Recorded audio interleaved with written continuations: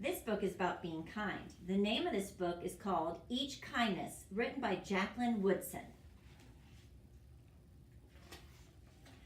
That winter, snow fell on everything, turning the world a brilliant white. One morning, we settled into our seats. The classroom door opened and the principal came in. She had a girl with her and she said to us, "This is Maya." Maya looked down at the floor and I think I heard her whisper, "Hello." We all stared at her. Her coat was open and the clothes beneath it looked old and ragged. Her shoes were spring shoes, not meant for snow. A strap on one of them had broken.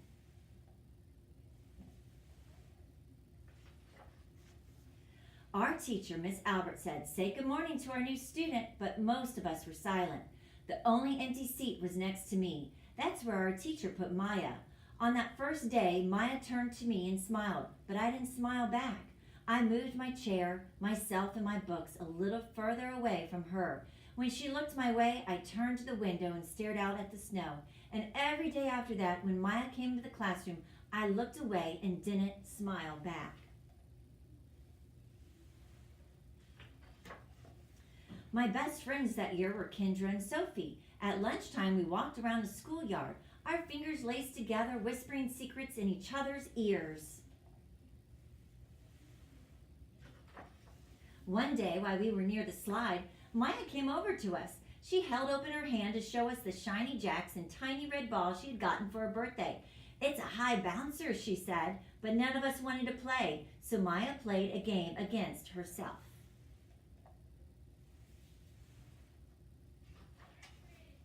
That afternoon, when we got back into the classroom, Maya whispered to me, "Bet you can't guess who the new Jacks champion of the world is." Behind me, Andrew whispered, "Chloe's got a new friend. Chloe's got a new friend." "She's not my friend," I whispered back. Not very kind, is it?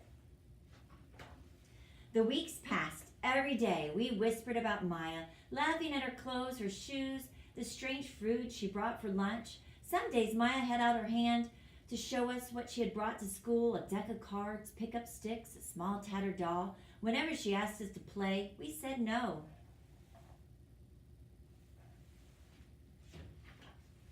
The days grew warmer and warmer. The pond thawed. Grass began growing where snow had once been. One day, Maya came to school wearing a pretty dress and fancy shoes, but the shoes and the dress looked like they'd belonged to another girl before Maya.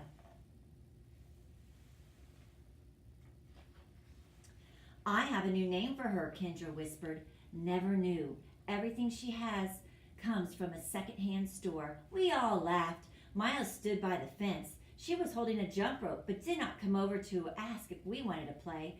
After a while, she folded it double, rolled the ends around each hand, and started jumping. She jumped around the whole schoolyard without stopping. She didn't look up once. She jumped, jumped, and jumped. The next day, Maya's seat was empty. In class that morning, we were talking about kindness.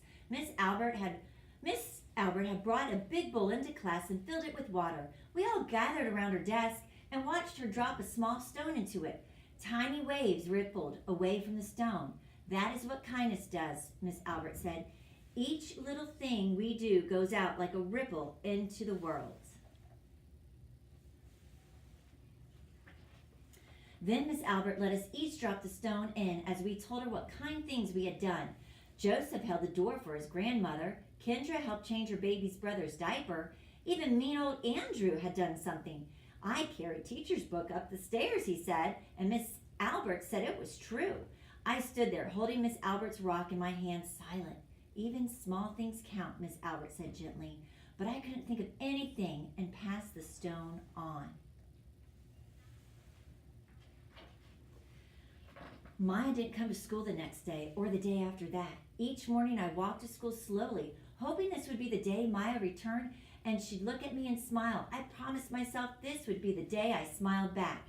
Each kindness, Miss Albert had said, makes the whole world a little better.